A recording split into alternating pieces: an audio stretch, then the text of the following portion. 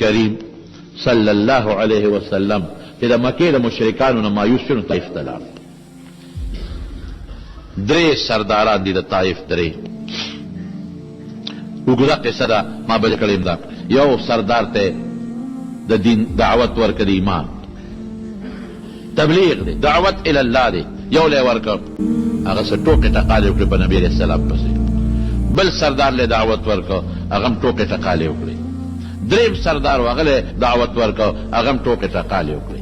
ملنډه یې ورپسې وکړه، ټوکې به پورې وکړې. او یوازې ټوکې ټقالې نه، اعلان یې وکړه د طایف ماشومانو غلامانو ته، وی ورپسې چې په کاڼو یې وولې او چې کوم ځای نه راغلي چې هغه دی پورې وځغلوی.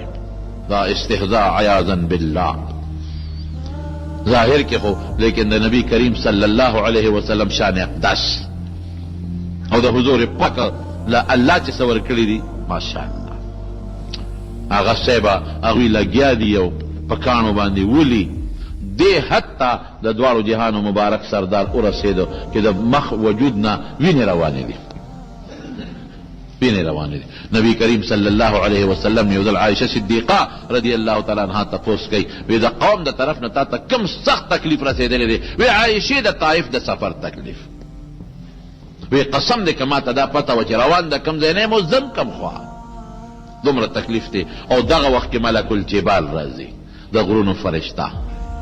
دا اول فرشته الله ته درخواست کوي، الله مدد نه کوي ته لږ دومره تکلیف تیریږي او حضور پاک خو د مخلوق پې رحم و، د مخلوق مینه ده ورسره، د فرشتو مینه ده ورسره، الله مدد نه کوي.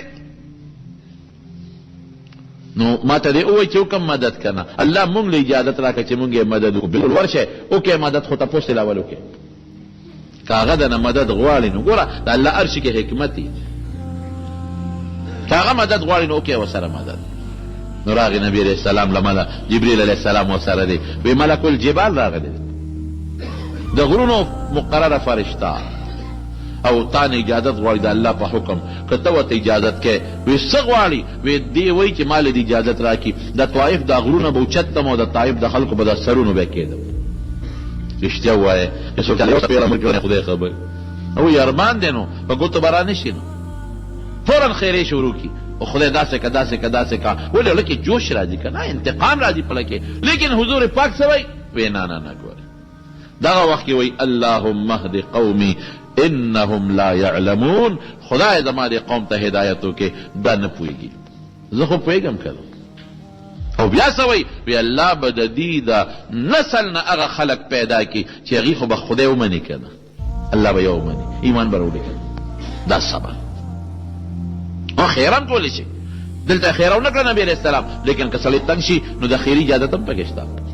نبی کریم صلی الله علیه وسلم په مکه مکرمه کې چې مونځ کوو، ابو جهل دی، عتبه دی، شیبه دی، ولید دی، دا کافران ناست دي او یاره څوک به لاړ شي چې د قصاب خانې نه یو لرې راوړي یا سلا پیروان راوړي د اوښانو. عقبه ابن ابي معیط سپېره بدبخته پاڅېد او یو ډک لري او یا دا پیروان چې ورته وایي دا د اوښې دی راوړو د وینو ډک. وی څه پې وکړم؟ وی نبي علیه السلام ته اشاره وکړه چې په سجده پرېوځي نو په دې شی وله کېده. څومره تکلیفات تېر کړي دي ها، په شی ورته هغه کېښود. عبدالله ابن مسعود وایي ارمان نو ارمان، وی هر څه مې کتل خو څه مې کولی نه شو، ارمان که مې طاقت وی نو. بی بی فاطمه رضی الله تعالی عنها چا خبر کړه ماشومې ته خو څوک غږ نه کوي، په منډه راله هغه شی ته د ملا مبارکې نه وغورځو. حضور پاک سر اوچت کړ، اللهم علیک بقریش، خدای دا قریش تباه کړي. اللهم علیک بابي جهل، اللهم علیک بعتبة، علیک بعتبة بن ربیعة وشیبة بن ربیعة. خدای عتبه راونیسي، خدای شیبه راونیسي، خدای ولید راونیسي. خیر یې وکړه،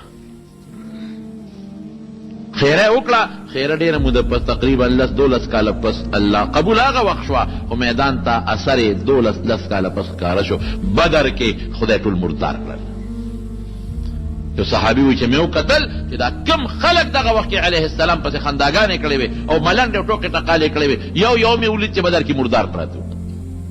خیره هم کولی شي خو ښه دا نه ده چې خیره وکړي، ښه نه ده، کولی شي جواز شته. ښه دا ده چې مه کوه خیره، الله ته پرېږده، بدل خپل ته مه اخله، الله ته پرېږده چې الله ته بدل وایي.